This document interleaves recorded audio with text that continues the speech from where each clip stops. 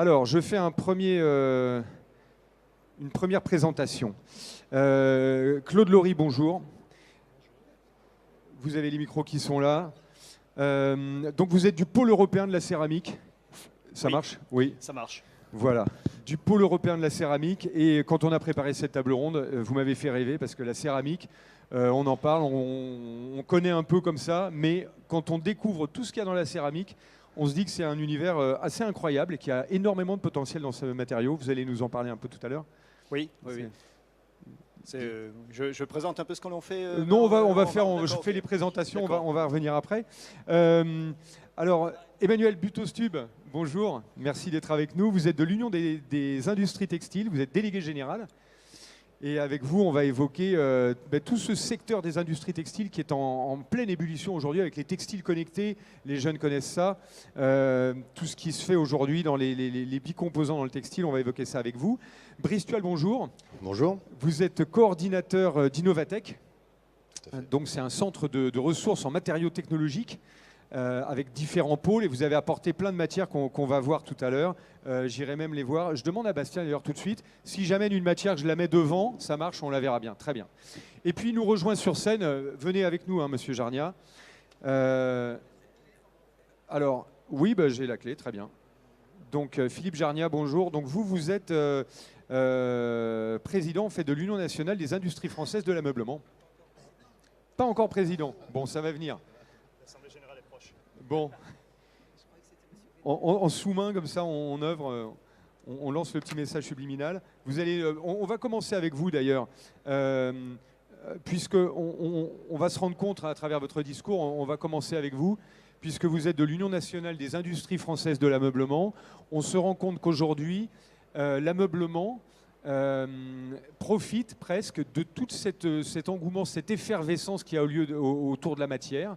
On a plein de nouveaux procédés, de nouveaux modes de fabrication et l'ameublement en profite à plein. Est-ce que vous pouvez nous faire, pour comme ça entrer en matière, un petit panorama du secteur de l'ameublement aujourd'hui alors? Oui, si vous voulez bien mettre mon petit bout de clé dans votre... Celui-là, alors celle-là. Voilà. Non mais l'autre vous la laissez, mais ça c'est pour ma télécommande. Voilà. Okay. Oui, alors notre secteur de l'ameublement, je parlerai plutôt du secteur par deux aspects. Le premier, c'est la fabrication de meubles et le deuxième, c'est l'agencement. Vous avez de quoi la mettre? Non, je ne peux pas mettre la deuxième. Bon, vous me défilerez les diapos? Oui, bien sûr. Oui, d'accord. Bien sûr. Donc on a un certain nombre de secteurs qui sont du mobilier grand public et du mobilier professionnel. Celui qui va porter peut-être plus sur notre discussion aujourd'hui dans les nouveaux matériaux, c'est le rapport qu'on peut avoir avec des architectes d'intérieur. Parce qu'effectivement, sur des hôtels, des boutiques, des choses comme ça, on a une relation assez proche qu'on appelle le milieu du contract, où effectivement, à chaque fois qu'un architecte d'intérieur va dessiner un espace, il va systématiquement chercher à ce que l'espace qu'il va créer soit différent de celui d'avant. Et là, donc, il est constamment en recherche de nouveaux effets, de nouveaux matériaux, de nouveaux procédés de fabrication, etc. Oui. Et là, il y a une relation très intime, entre guillemets, entre la création et la conception, qui se fait en commun entre l'architecte d'intérieur et l'agenceur, puisqu'on l'appelle comme ça. Et grâce à des matériothèques comme l'Innovatech, on arrive effectivement à créer des espaces qui sont originaux et innovants à chaque fois qu'on a la possibilité de le faire. Je vais sur CDPDF, je vais sur présentation. Midest, d'accord. Voilà. Et du coup, alors, une recherche permanente d'innovation, comment ça se passe concrètement en termes les designers? Comment ils vont chercher, comment ils vont? Voilà, là vous êtes déjà a priori sur une question un peu lourde. On essaye nous de les informer parce qu'on a des groupements comme celui des équipementiers ou des sous-traitants qui cherchent à contacter les architectes d'intérieur. Mais c'est des gens qui sont débordés de travail, qui sont plutôt entre guillemets des travailleurs indépendants, donc ils sont sur les chantiers, ils sont avec leurs clients.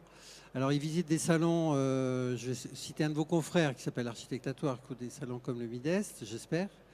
Mais leur système d'information est assez flou finalement. Ils ont la possibilité d'avoir certaines revues, des visiteurs éventuellement qui viennent les voir, mais c'est compliqué pour eux de recevoir, comme en médecine, les visiteurs médicaux, des représentants des entreprises qui présentent des matériaux nouveaux. Donc finalement, ils ont un système d'information qui est très flou, qui est très bizarre. Mais bon, ils arrivent quand même à savoir ce qui se passe dans le milieu des matériaux. Et donc ils arrivent à savoir ce qui se passe. Et puis de toute façon, de plus en plus, les designers ont accès aux nouvelles technologies. Je pense à la fabrication additive. Ils vont utiliser, on ouvre les champs des possibles aujourd'hui aux designers. Ouais, la alors, technologie, quand on voit ce qui arrive sur le marché. Il y a effectivement une relation, alors bon, c'est des mots, mais on a décidé effectivement que la création en termes de terminologie est plutôt l'acte de l'architecte d'intérieur ou du designer. La fabrication et la pose, on sait que c'est l'agenceur. Et au milieu, il y a un machin qui s'appelle la conception ou la co-conception finalement. Et on peut avoir des architectes d'intérieur ou des designers qui sont très précis et qui disent je veux tel matériau en telle épaisseur et il va s'assembler comme ça. Puis d'autres qui font des dessins comme ça, un petit peu à main levée, je ne dis pas sur la nappe, mais presque. Et qui disent bah, voilà ce que je veux comme effet. Une cloison translucide, rétroéclairée, avec de l'eau qui coule dessus et qui balance des informations. Et c'est un peu à l'agenceur à se débrouiller, à trouver les techniques, à la fois les matériaux, à la fois leur système de transformation et la manière de le poser pour que ça dure dans le temps, parce que c'est souvent des espaces qui sont voués à recevoir du public, avec des normes, avec des conditions un petit peu particulières, dans des délais qui sont impartis, dans des budgets qui sont des fois restreints. Enfin voilà, après c'est les contraintes de la vie, quoi. Voilà. J'aurais envie de vous passer la parole, Brice, juste comme ça, pour rebondir sur ce qu'on évoque à l'instant, les matériaux, les innovations qu'on va proposer aux designers sur le plan de la matière. Est-ce que vous pouvez nous parler tout d'abord de votre Innovatech, de ce centre de ressources qui est très intéressant, peut-être pour ceux qui nous écoutent et qui cherchent des matériaux? Oui, bien sûr. Alors, je ne sais pas si vous avez ma présentation. On va la mettre. Comme ça, je vais pouvoir parler en même temps. Alors, Innovatech, en fait, c'est un centre de ressources en matériaux, process innovants, qui a été effectivement à la base mis en place pour le secteur de l'ameublement, il y a à peu près une quinzaine d'années. Et l'objectif, en fait, c'était de proposer à ces fabricants de meubles des nouveaux matériaux qu'ils n'ont pas l'habitude d'utiliser. Et ces matériaux-là, on a été les chercher partout dans le monde, dans tout secteur confondu. Et dans le but de favoriser le transfert technologique, c'est-à-dire d'aller chercher en fait, des matériaux qui sont appliqués par exemple dans le médical ou dans le sport ou dans l'aérospatial et de les transposer après dans des produits d'ameublement. Ça, c'était l'objectif d'origine. Aujourd'hui, nous, on travaille vraiment pour tout type de secteur et pour tout type d'application. Notre mission, c'est vraiment d'aller chercher des innovations matériaux, des innovations process, donc dans tous ces secteurs-là, et de les référencer sous forme de bibliothèque de matériaux, c'est-à-dire qu'à la place des livres, on met des échantillons de matière, comme j'ai ici. Donc on va rentrer en contact avec les fournisseurs matériaux, on va récupérer des échantillons, on va les classer en fait par famille, donc les bois, les plastiques, les composites, les métaux, les céramiques, les verres, etc. Et on va en fait synthétiser toutes les informations techniques qu'on va mettre après sur une base de données qui est accessible en ligne. Et donc tout architecte, designer ou toute personne qui sont à la recherche d'innovation peut consulter en fait ces matériaux. Donc on a cet outil-là. Juste une question comme ça m'intéresse parce que j'ai un ami designer qui va sûrement venir chez vous. On prend rendez-vous, on vient, c'est ouvert au public? Alors non, c'est dédié aux professionnels. C'est aux professionnels bien sûr, mais... Et c'est toujours sur rendez-vous. Parce que en fait, on veut dédier exclusivement la matériothèque aux personnes qui viennent travailler. Et c'est sur rendez-vous, et c'est donc des prestations payantes, nous, on apporte du conseil. Donc, ils ont accès très rapidement à des milliers d'informations. Et nous, on les conseille sur les types de matériaux par rapport à leur projet. Et vous avez quoi comme public qui vient vous visiter, donc, ou qui vient chercher conseil, cet accompagnement au niveau de la matière? Alors, je peux vous donner quelques références clients. Alors, ça peut être évidemment beaucoup de fabricants de meubles. Ça peut être Célio, Eurosite, Roset, Roche-Beaubois, etc. Ça peut être aussi des fabricants automobiles comme PSA, Renault, Alstom aussi pour le ferroviaire, Dassault Aviation pour des Falcon. Ça peut être Decathlon pour des articles de sport qui viennent chercher en fait des matériaux, des textiles et autres. Voilà, donc on a en fait un public très très varié. Bien sûr, qui correspond aujourd'hui à toute cette, à cette multitude de nouveaux matériaux qui arrivent sur le marché. Après, je ne sais pas si je peux en présenter quelques-uns. Oui, On bien reviendra sûr, bien dessus sûr, après, bien d'ailleurs, sûr. hein. Est-ce que oui, allons-y puisqu'on est dessus. Après, Alors, chacun a sa parole. Hein, Voilà, mais- je vais vous montrer quelques exemples.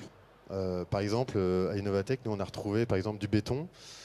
Béton, simplement un béton classique, sauf que dedans on a été inclure de la fibre optique, ce qui permet en fait de faire passer la lumière à travers une paroi en béton. Donc, je ne sais pas si on le voit très bien d'ici. D'accord, faites voir. Si on peut, on le met devant des projecteurs et Si vous le mettez la au-dessus, lumière, la lumière, si on- en rétroéclairage, vous allez le voir.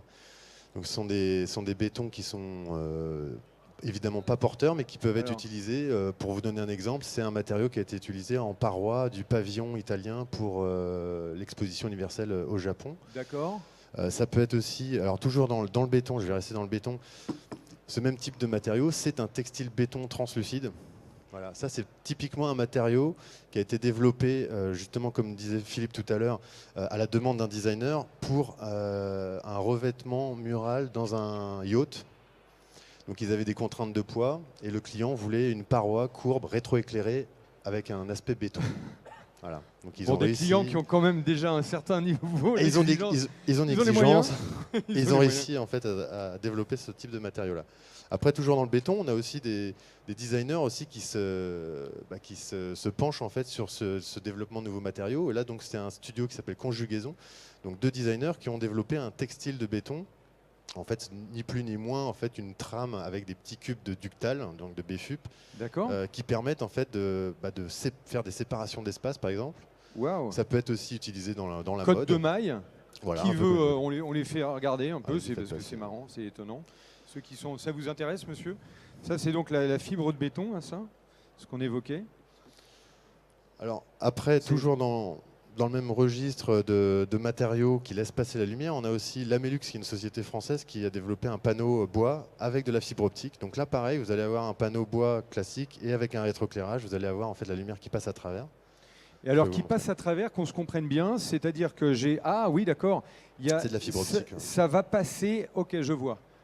Ok, d'accord. Ah ben, ouais, on la voit, ouais. On Type la voit quand... d'application, des portes de Vous chambre voyez, d'hôtel, quand- par exemple. Quand vous regardez, si vous le bougez, vous voyez tous les petits points qui apparaissent, en fait. Vous voyez?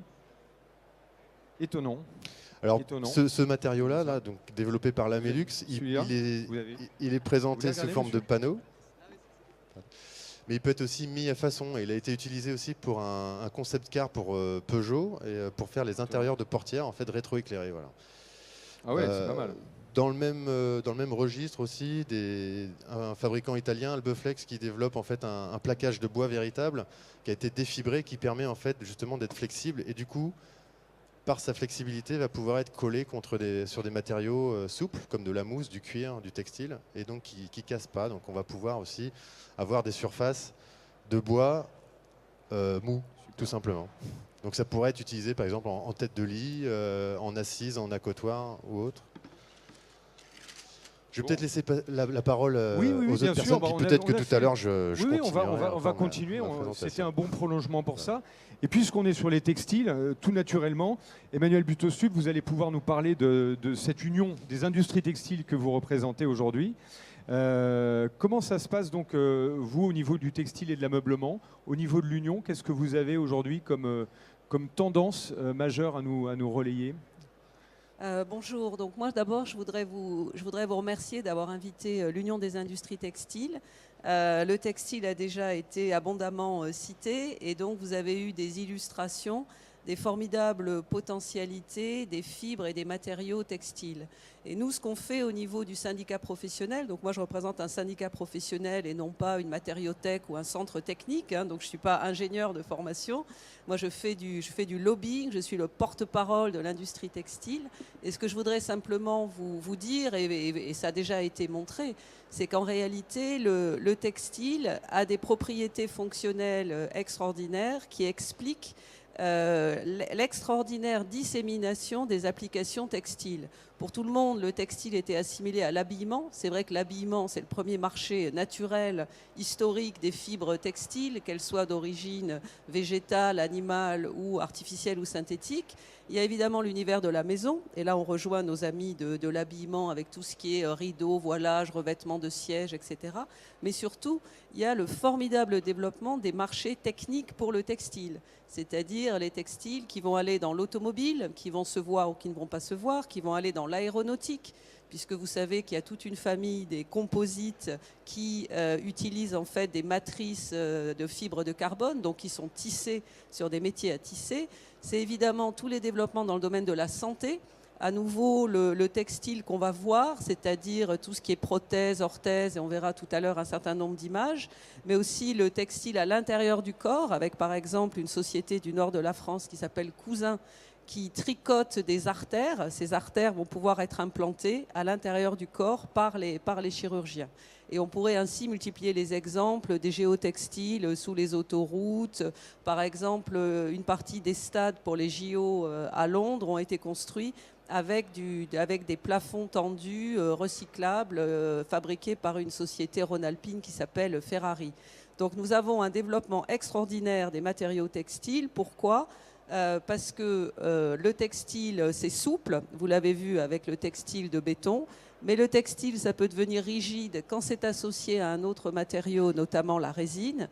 Le textile, c'est son grand avantage par rapport à d'autres matériaux, il porte en général la couleur, et qui dit couleur dit créativité, dit fantaisie. Et aujourd'hui, vous savez que même les univers au départ les plus éloignés de la mode obéissent aujourd'hui à un rythme de collection, de couleurs.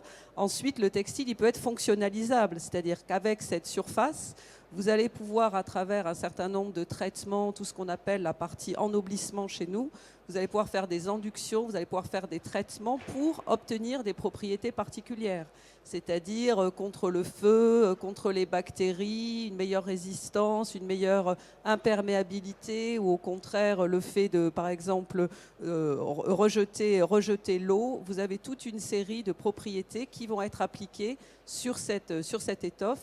C'est la raison pour laquelle on est très optimiste par rapport au développement du textile dans les années à venir, et c'est aussi sans doute la raison pour laquelle le chiffre d'affaires du textile français est en croissance en moyenne de 1,4% par an depuis 2009. Vous évoquiez à l'instant les tissus imperméables. J'ai mis le retour, vous ne le voyez pas, là, il est là-bas, c'est la petite goutte là, qui est sur le tissu, qui est complètement imperméable, qui est complètement imperméable. Vous avez parlé également des tissus connectés, ça c'est une forte demande aujourd'hui, avec tout type de connexion. D'ailleurs, on imagine aujourd'hui les footballeurs, quand on sait qu'ils sont un peu traqués comme ça et que dans leur maillot il y a la puce et à la fin du match on sait exactement combien il a parcouru, etc. C'est assez impressionnant de voir tout ça. Donc le textile, en fait, c'est un secteur, vous dites, qui se porte bien aujourd'hui, qui a de belles perspectives. Et quelles sont les forces un petit peu qu'on a en France dans le textile ? Est-ce qu'on a encore un tissu industriel ? J'en connais un peu dans le Nord, vous citiez dans le Nord.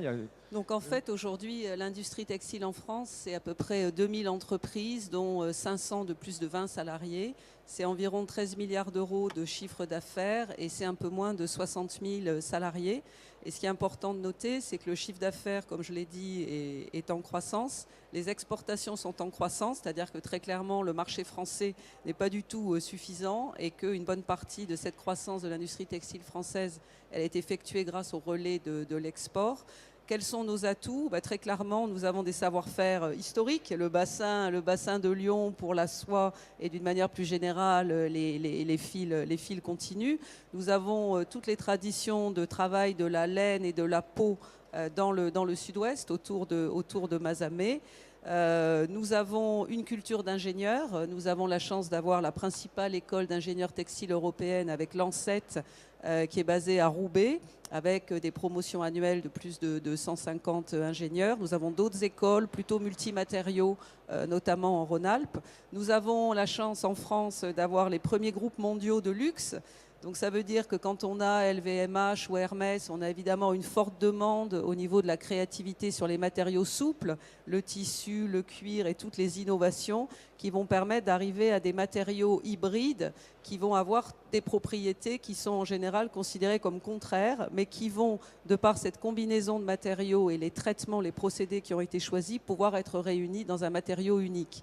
Donc on a des savoir-faire, on a une culture d'ingénieurs, on a des grandes écoles d'ingénieurs, et puis on a cette formidable opportunité d'un mariage, et ça avait été souligné par le président Hollande au moment de l'annonce de notre appel à projet de la BPI, le mariage du textile et de l'électronique, où là effectivement on est fortement mobilisé sur le sujet. On a un groupe de travail à l'UIT qui va rendre un livre blanc au mois de mars 2017, où véritablement on va pouvoir développer, c'est déjà le cas dans la santé, ça commence à être le cas dans les sports et loisirs, mais il reste un certain nombre de marchés qui sont plus des marchés mass market.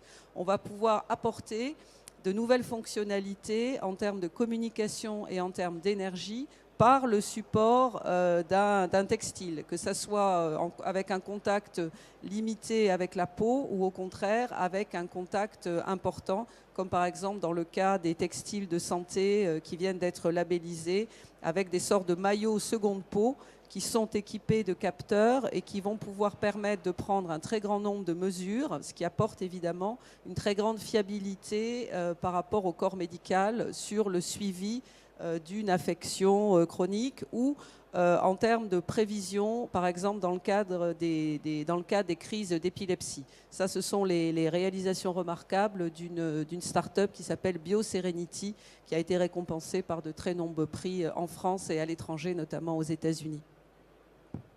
Bien, très bien, Serenity, je note tout ça parce que c'est vrai qu'on aura un petit compte-rendu à faire derrière.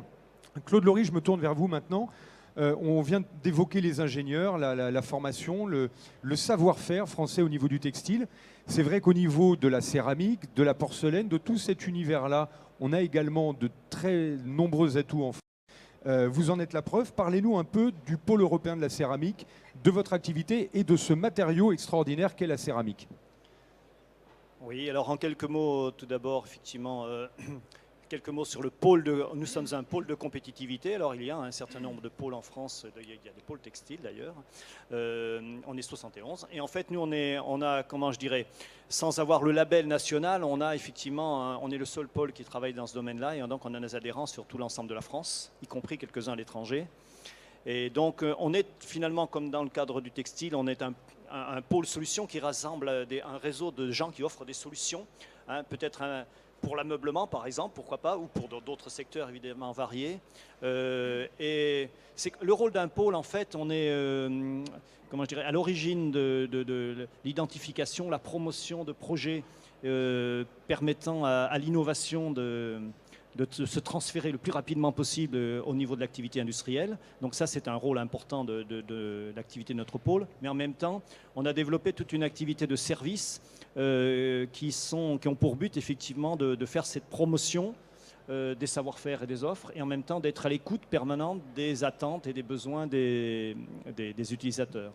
Et en fait, on a développé 3 types de services. D'abord, on participe à des salons conventions d'affaires. On est allé sur le Midest en tant que pôle, pas cette année, mais l'année précédente. On fait une quinzaine par an, donc ça permet d'avoir dont quelques-uns à l'international. On fait aussi des journées techniques qui permettent de rassembler beaucoup d'industriels autour d'un thème technique généralement. Évidemment, comme tout pôle, on a une activité qui concerne de la veille technologique, marché, sur lequel on va essayer de voir un petit peu quelles sont des tendances marché, des nouvelles technologies qui peuvent apparaître dans notre domaine. Et puis, de la même façon, alors peut-être plus modestement qu'Innovatech, mais on a aussi mis en place une matériothèque qui a pour but d'illustrer. Alors, je n'ai pas amené d'échantillons ce matin. Ils sont un peu plus lourds, les nôtres. Et ça permet aussi de mettre en avant et de faire de l'itinérance de cette matériothèque dans différents lieux publics pour présenter les savoir-faire. Un cabinet des curiosités, conseil itinérant comme ça, de véhiculer toutes les différentes possibilités qu'offre la céramique. On en voit. Quelles sont les applications aujourd'hui un peu spectaculaires qu'on peut avoir avec la céramique, ce matériau?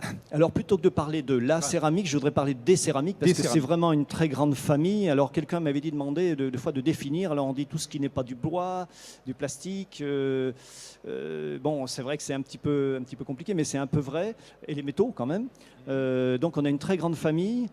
Finalement, d'ailleurs, les bétons, on peut considérer quasiment quand même, ce sont plus ou moins des céramiques parce que c'est quand même très proche au niveau des compositions et de la mise en œuvre. Et si vous voulez, en fait, on a plusieurs. Alors, on a défini au niveau du pôle un certain nombre de marchés prioritaires ou d'applicatifs prioritaires qui peuvent se résumer quelque part autour de tout ce qui est le luxe et création. Donc, c'est effectivement, on va retrouver également les arts de la table, évidemment, là-dedans, mais aussi tout ce qui est des activités liées à la bijouterie, vous savez, un petit peu l'horlogerie. On a souvent la céramique est vécue comme un matériau très qualitatif. Et on s'intéresse d'ailleurs aussi à tout ce qui est l'aménagement. De plus en plus, on retrouve dans l'ameublement des éléments céramiques qui apportent effectivement un mariage réussi avec le bois, notamment. Il y a un autre marché où on les voit beaucoup moins, c'est tout ce qui concerne des composants électriques, électroniques, optiques, où là les céramiques sont vraiment partout. Dans un avion, vous en avez de tous les côtés, vous en avez dans votre téléphone, un certain nombre de partout, de composants. C'est ce qu'on voit à l'écran ici, là? C'est ce que j'ai mis, non? Oui, peut-être. Donc, souvent, les composants sont assez difficiles à identifier parce que les céramiques se cachent, et bien cachées souvent, mais on va retrouver partout des propriétés soit d'isolation électrique ou de tenue en température ou d'inertie chimique, de conducteurs thermiques tout en étant isolant électrique. Voilà, donc il peut y avoir un conducteur électrique qui est un isolant thermique. Oui. Et inversement, donc ça c'est une propriété assez particulière des céramiques. Vraiment. Le troisième marché concerne tout ce qui est les systèmes énergétiques. Ben là on va retrouver effectivement quand même toute l'activité du bâtiment. Parce que bon, les tuiles, les briques, tout ça, ce sont des céramiques. Par exemple, Et là, vous avez un exemple c'est plutôt au niveau du marché de la filtration, puisque les céramiques, on peut maîtriser beaucoup les porosités, par exemple, et on peut faire tout ce qui est au niveau environnemental, des systèmes de filtration de l'eau, notamment de l'eau, du vin, de produits laitiers, des choses comme ça. Et dans les systèmes, effectivement, la protection des personnes et de l'environnement, on va retrouver toutes les activités liées aux prothèses, les implants, puisque finalement les céramiques quand même sont ce qui est en gros le moins loin et éloigné du corps humain parmi tous les produits qu'on peut essayer d'y mettre. Et notamment, il y a tout ce qui concerne le développement de biocéramique avec des porosités contrôlées. On a une petite entreprise à Limoges qui s'appelle Iceram qui vient de faire 2 premières mondiales sur des implantations de sternum. Soit pour des traumatismes importants, soit pour des affections cancéreuses et autres. Et l'objectif, c'est que ce sternum puisse délivrer de façon régulière et au long terme des médicaments dans un deuxième temps. D'accord. Donc un champ d'application, on le voit, qui est vraiment qui touche quasiment tous les secteurs. L'ameublement, le bâtiment, l'automobile, les freins en céramique qu'on connaît, ou sur il y a beaucoup d'applications. Dans des environnements moteurs, par exemple, vous allez retrouver des bacs de pompe à eau, des systèmes de frottement, etc. Sur le Midest, il y a beaucoup de gens qui travaillent avec l'automobile et l'aéronautique qui connaissent bien ces produits. Et du coup, au niveau du pôle, comment vous fédérez les différents acteurs? Est-ce que vous êtes très implanté de façon territoriale autour dans la région de Limoges, dans le Limousin? Est-ce que vous avez des membres, des adhérents qui sont autour de partout en France? Oui, on a effectivement on a effectivement ce qu'on appelle un peu le cœur du réacteur autour de Limoges, parce qu'il faut savoir la matrice. Que, voilà, ne serait-ce qu'au niveau recherche universitaire, ça concentre 40% de la recherche française, qui est assez unique. Je pense, si on met à part le décolletage dans la vallée de l'Arve, c'est une des concentrations remarquables. Et ensuite, effectivement, on retrouve des acteurs qui sont dans la France industrielle, un peu partout, donc à Paris, évidemment, dans la région Rhône-Alpes, et en région Midi-Pyrénées également, de façon relativement importante. Et le fil rouge, en fait, qui unit ce réseau, il est plus côté savoir-faire, côté mise en œuvre. C'est des gens qui vont travailler avec tout ce qui est ces matériaux céramiques ou matériaux minéraux au sens large du terme, depuis les gens qui vont faire des poudres, qui vont faire de la matière première, des gens qui vont mettre en œuvre, fabriquer des équipements, des usineurs, des gens qui vont faire des équipements spécifiques d'analyse, de contrôle, parce que ça c'est un sujet important. Vous savez, par rapport au textile, effectivement, les céramiques, on aimerait bien les faire aussi souples que les textiles. C'est quand même un challenge, même si il y a des applications maintenant, enfin je peux peut-être en dire 2 mots maintenant, lorsqu'on parle des matériaux, qu'est-ce qu'ils étaient ou qu'est-ce qu'ils sont devenus. En fait, je crois surtout que le maître mot, c'est qu'on décloisonne de plus en plus l'ensemble des différentes familles de matériaux. Et comme vous l'avez dit, en fait, on a un béton dans lequel on met des fibres de verre. La fibre de verre, c'est de la silice, c'est une céramique pour moi, si vous voulez. Donc, on va mélanger un peu tous ces matériaux.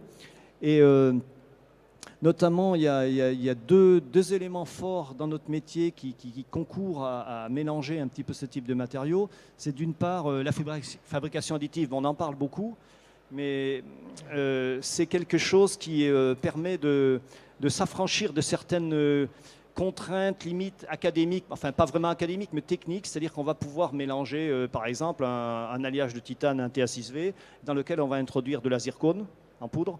Et donc, le but, c'est de monter sur un certain niveau de composition pour augmenter la tenue à la fatigue, la tenue à la température, la tenue mécanique, donc sans perdre les propriétés de l'alliage métallique de base. C'est ce qu'on voit, voit ici, ce sont des poudres. Et les poudres qu'on va pouvoir utiliser. Alors évidemment, dans la fabrication additive, c'est la possibilité de mélanger beaucoup de choses et donc de produire de nouveaux matériaux qui restent encore à inventer finalement. Voilà, donc, et le deuxième point important, c'est concerne toutes les activités de revêtement de surface, qu'on oublie peut-être un peu, mais le revêtement de surface, notamment, il y a beaucoup de techniques qui permettent d'apporter les propriétés de céramique là où on en a besoin et là où on en a besoin seulement. Et on fait finalement un composite. Et donc, c'est l'intérêt de faire une base qui a des propriétés et une surface qui en a d'autres, soit en frottement, soit en inertie chimique, soit en isolation électrique.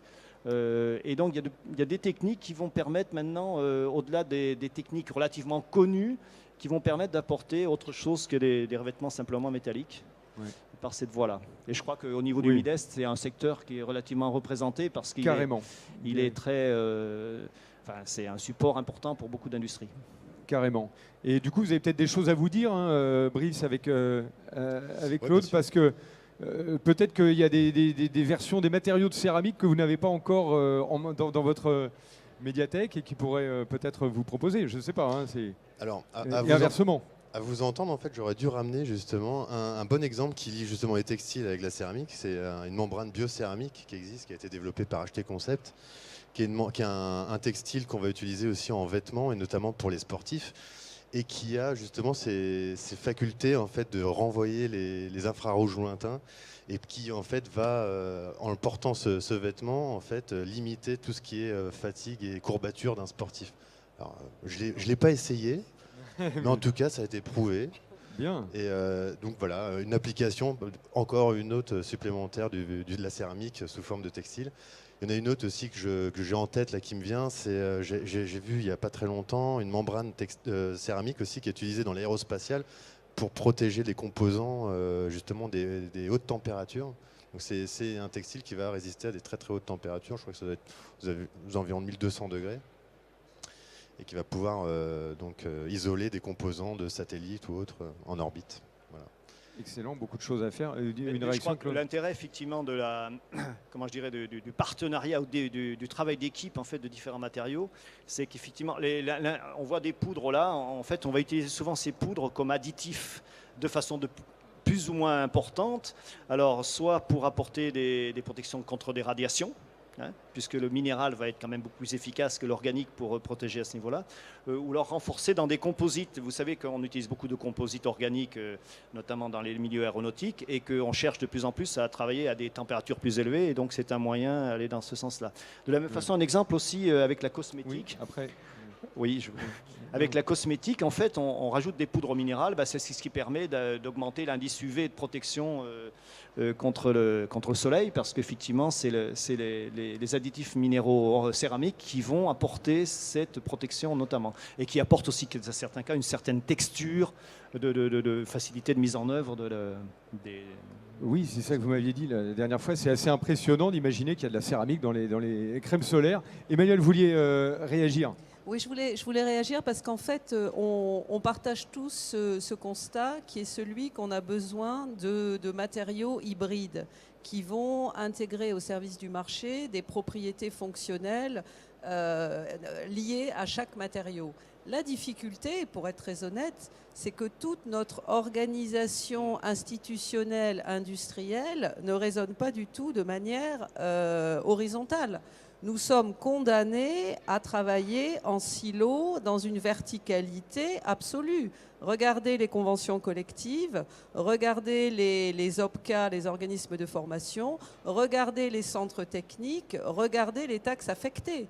Donc le grand défi qu'on a tous en termes d'institutions, de syndicats professionnels, de centres techniques, y compris dans nos relations avec le ministère de l'Industrie et les instances comme le Conseil national de l'industrie, c'est d'arriver à décloisonner, mais décloisonner, ça veut dire parfois être violent, hein, et sortir des habitudes établies, parce qu'autrement on n'y arrivera pas.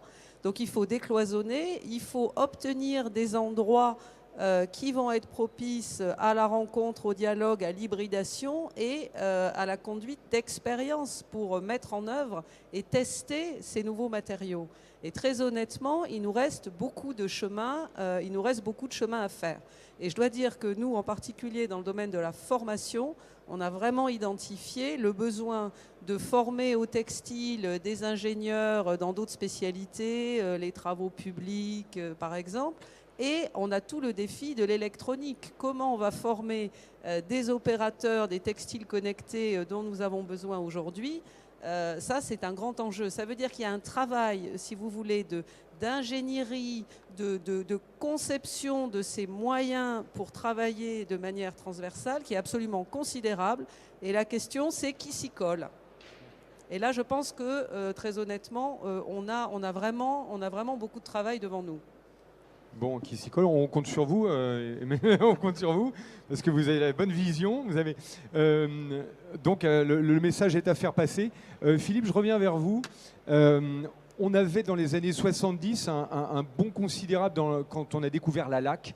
Quand on a pu laquer les meubles de façon, je pense à Pierre Cardin, enfin, à ces époques où Cardin a un peu amené des nouvelles choses. Est-ce que vous sentez aujourd'hui dans l'ameublement qu'on a comme ça 2-3 matières qui sont en train de pousser vraiment le secteur ou qui sont en train d'apporter des nouvelles possibilités, un nouveau goût, un nouveau style, un nouveau design? Oui, alors en dehors de la technologie, il y a des effets de mode, des effets de tendance. Tenez bien par ici pour l'antenne du micro. Tenez-le plus en haut. Tenez-le en haut. Par en comme haut. Ça va? Par en haut. Par en ici, haut. voilà, comme ça, génial. C'est mieux? Super, merci. Oui, en dehors de la question de la technique et de l'aménagement de l'espace, on a quand même des questions de tendance. On n'aime pas ce terme parce qu'on n'est pas là pour savoir si l'année prochaine la tendance ça sera orange ou rose, parce que ça c'est des cabinets de tendance, c'est leur métier, oui. Mais plus de voir des évolutions à moyen terme. Mais il n'empêche qu'il y a des effets effectivement assez importants sur des cycles. Bon. Et si on prend cette démarche d'un besoin qu'il y avait par exemple sur des laqués très haut brillants, on s'aperçoit que c'est une demande qui est formulée ainsi, c'est-à-dire on voudrait quelque chose qui a un effet laqué au brillant. Et il y a tout un tas de matériaux qui vont se dire, bah, tiens, comment je peux faire du laqué au brillant? Alors le cuir se dit, comment je fais du laqué au brillant? La céramique se dit pareil, le textile se dit pareil. Et on a des systèmes pour les cuisines, par exemple, qui peut être des laquages où on va faire 7 couches, 12 couches de laque pour avoir quelque chose comme un Prix-Catuchot du Pont, c'est-à-dire quelque chose de très précieux. Puis on s'aperçoit que maintenant on fait du mélaminé avec des champs soudés qui donnent, chez certains de nos concurrents, entre guillemets, d'entrée de gamme, des cuisines qui ont un haut brillant. Alors c'est pas toujours les mêmes résistances, c'est pas toujours les mêmes effets, mais alors c'est pas du tout les mêmes prix par contre. Et donc on a dans chaque domaine comme ça des concurrences qui se créent entre les différents matériaux, entre les différents process, et qui peuvent correspondre à une démocratisation des effets de mode de manière assez rapide finalement. Donc on a toujours ce cycle du luxe qui démarre et auquel on tient beaucoup. Hein. Nous, on a fait, j'ai encore ça en tête, on a fait une journée la semaine dernière qui était un petit peu une prise de conscience qu'en France, on avait ce marché du luxe qui était très important et qui faisait vivre beaucoup de nos entreprises en France, en Europe et à l'étranger, parce qu'on est reconnu sur ce terrain-là. Et je ne sais pas si vous êtes au courant, mais il y a de plus en plus de riches, donc le marché se porte très très bien. Et où ça? En France ou partout dans le monde, même en France. Non, mais même en France, oui, bien sûr. Même en France. Et il faut reconnaître que... C'est une bonne nouvelle, alors. Hein. Brice, tout à l'heure, parlait d'un yacht, mais malgré tout, c'est ce genre de chantier, entre guillemets, si je peux me permettre ce terme, qui nourrit de l'innovation, de la technologie, des artisans d'art et des projets extraordinaires, quoi. Donc ne gâtons pas notre plaisir parce qu'on est très bien perçu au niveau mondial. Si on demande dans le monde qui sont les pays qui peuvent parler du luxe, ben, on est bien placé quand même. C'est clair. Et ça, c'est pas négligeable du tout. Donc on a quand même cette tendance de très très haute créativité, de très haute qualité dans le luxe. Et puis après, ben, il y a les suiveurs, puis après il y a les copieurs, et puis après il y a le tout public entre guillemets. Et là, à chaque phase, entre guillemets, on peut avoir des technologies différentes. Donc c'est assez intéressant, mais c'est vrai que je prends la céramique par exemple, puisqu'on en parlait. Il y a des très très belles. Il y a une usine complète qui s'est faite vers Toulouse de plein de travail de cuisine en céramique. C'est un nouveau venu dans notre jargon, parce qu'on avait du stratifié, on avait du corian. Les couteaux en céramique, vous évoquez la cuisine Ouais, avec les nouvelles absolument, applications. absolument. Ça, c'est récent, ça a 5 ans. Enfin, non, mais il y a plus que ça peut-être pour vous, mais il y a plus que ça pour vous. Mais dans le grand public, là maintenant, des couteaux en céramique, il y en a partout. Ah, ils ont avant. D'accord. Et pour revenir à ce que disait madame, même au Midest, nous, dans l'ameublement, on était perçus comme le secteur du bois, ce qui date à peu près du dernier siècle, enfin celui d'avant. C'est-à-dire, il y a 50 ans, on faisait des meubles en bois massifs, etc. Bon, c'est un peu vrai, ça l'est de moins en moins d'ailleurs. Et on était perçus comme ça. Aujourd'hui, le bois massif représente quoi, 5-10% de notre activité. Et c'est pas... Mais bon, après, c'est une question d'image, au même titre que la céramique, c'était des assiettes, ou le textile, c'était de l'habillement. Donc voilà, on a des messages effectivement à faire passer. On parlait des fédérations, des centres de formation, des centres techniques, même la répartition d'un salon comme ici, on a tendance à faire des répartitions par matériaux. Donc nous, par définition, on fait des répartitions par marché, ce qui nous paraît intéressant. Et franchement, vous prenez un hôtel, quels sont les matériaux qui n'existent pas dans un hôtel, quoi. On a effectivement un scénario assez global. Donc c'est pour ça qu'on a créé une plateforme de sous-traitance, en disant comment mettre en relation finalement des gens qui ont des besoins, des gens qui ont des aptitudes, des savoir-faire. Et on a beau essayer à la fois de tout répertorier dans des cases, à un moment il faut laisser passer l'idée qu'on peut passer une annonce en disant je veux faire telle finition, qui est-ce qui peut m'aider, quoi. Donc c'est l'objet d'un salon qui dure un certain nombre de jours. Et puis le reste de l'année, c'est l'objet effectivement de ces mises en relation qu'il faudrait faire. Mais il y a tellement d'informations, on se gratte tous la tête pour savoir comment les faire passer, quoi. C'est un petit peu le problème. Bon, eh ben justement, on fait passer l'information. Est-ce que vous avez des questions? Est-ce que vous aimeriez réagir à ce qu'on a évoqué? Alix est là avec... tu as un micro, Alix? Oui. Est-ce que vous avez quelque chose à demander? Alors, on peut rappeler justement en termes d'infos et de connexion et de faire tourner. Brice, rappelez-nous Innovatech, innovatech.fr.com. Ah bah c'est www.innovatech.fr, ouais, où vous allez pouvoir retrouver en fait, toutes nos actualités. Puis vous allez même pouvoir faire aussi une simulation de recherche matériaux avec notre moteur de recherche. Vous aurez un premier accès, on va dire, à notre sommaire de nos milliers d'échantillons matériaux. Et après, évidemment, c'est sur abonnement payant pour accéder à toutes les fiches matériaux. Bien sûr. Et il y a la lettre de l'innovation, effectivement, qui nous fédère tous dans le monde de l'ameublement, qui s'appelle la lettre de l'innovation, qui elle est gratuite et mensuelle, et qui traite de toute l'actualité de l'innovation dans l'ameublement et dans les nouveaux matériaux. Voilà. La lettre de l'innovation, donc. Voilà. Hop, on retrouve ça sur Internet facilement, la lettre de l'innovation. Philippe, quand vous parliez donc de vous retrouver, vous, d'être tenu au courant de vos événements, c'est ameublement.com? C'est ameublement.com, effectivement. C'est un site dédié à tout public où il y a une rubrique actualité avec nos réunions. C'est pareil, c'est un petit peu nouveau. Je faisais référence à cette journée sur le luxe. On a dit elle est ouverte à tout le monde. Donc on a eu des propriétaires d'hôtels, on a eu des architectes designers, on a eu des entreprises de l'agencement et des industriels. Et c'est, je pense, la richesse maintenant, c'est, comme disait madame tout à l'heure, ouvrons nos portes, ouvrons nos fenêtres, ouvrons nos oreilles, nos yeux. Voilà. Est-ce que dans l'ameublement ou sur certaines choses, Brice, vous connaissez peut-être le principe des hackathons, de se rassembler, d'avoir comme ça des sprints un peu où on rassemble plein de gens pendant 48 heures et on va donner une mission, quel matériau on pourrait faire, on pourrait hybrider à partir de telle ou telle matière. Ça se fait beaucoup dans le numérique quand on doit trouver une idée de plateforme ou les hackathons, c'est des gros rushs comme ça où on rassemble des profils différents. Ça m'évoque ça quand quand vous parlez tout d'un coup de projets qu'on pourrait développer à plusieurs. Est-ce que c'est quelque chose qui marche ou qui se fait dans le milieu du design? Complètement, ouais, de plus en plus. C'est-à-dire que nous, on essaye de rassembler en fait les différents savoirs. Et puis, effectivement, ça nous est arrivé d'animer en fait des séances de co-conception où là, il va y avoir plusieurs secteurs, plusieurs métiers qui vont se retrouver autour de la table. Et puis, on va pouvoir aussi, avec un fabricant de matériaux, et on va pouvoir aussi réfléchir et faire de la créativité autour de l'application potentielle de ce matériau-là. Ouais. Ça nous arrive de plus en plus. Bon, c'est bien, c'est une piste à suivre. Alors Emmanuel Butostube, quel message, quel prolongement, on vous retrouve sur quel site, comment on se tient au courant des actualités de l'Union des industries textiles?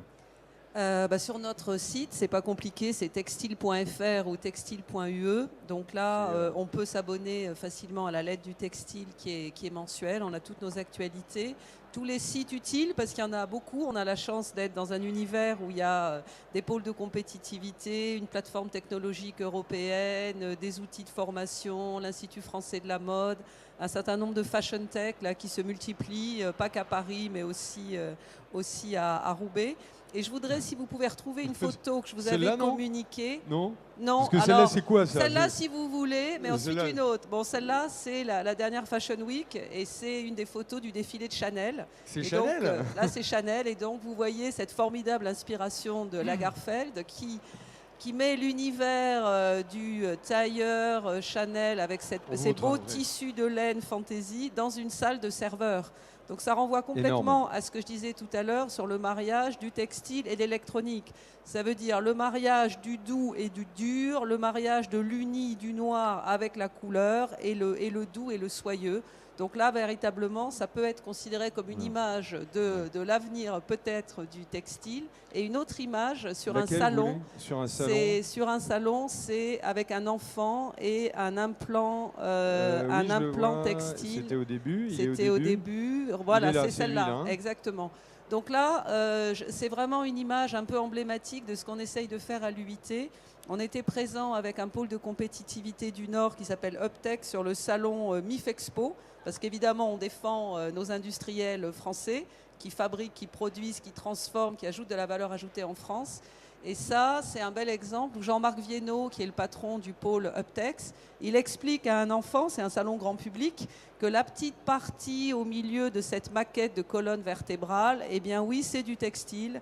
C'est un implant textile tricoté qui va permettre, entre deux vertèbres, d'éviter le frottement, tout en permettant évidemment la souplesse et le mouvement. Donc c'est un peu une image emblématique de ce qu'on essaye de faire à l'UIT. On décloisonne, on va jusqu'au grand public et on montre et on démontre, preuve à l'appui, que le textile est partout pour améliorer la vie des gens dans leur vie quotidienne, en entreprise et en particulier dans le domaine de la santé.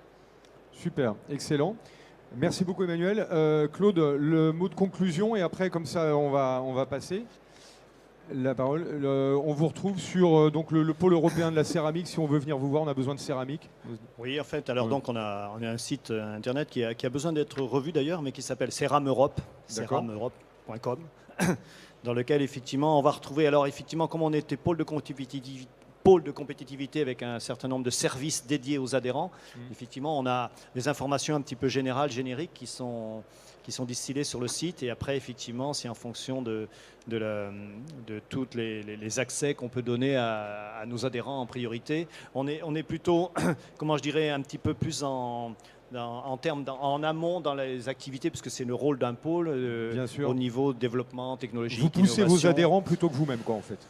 En gros. Le but, c'est de mettre avant tout en avant nos adhérents plutôt que la structure elle-même, même si quelque part c'est un moyen d'augmenter la visibilité de l'ensemble de nos adhérents, puisqu'effectivement, ne serait-ce que parce que je disais, les salons et conventions d'affaires auxquels nous participons une quinzaine par an, c'est le moyen de dynamiser la possibilité effectivement de promotion un peu de toutes ces activités. Et aussi, ce qui est intéressant, c'est de recueillir.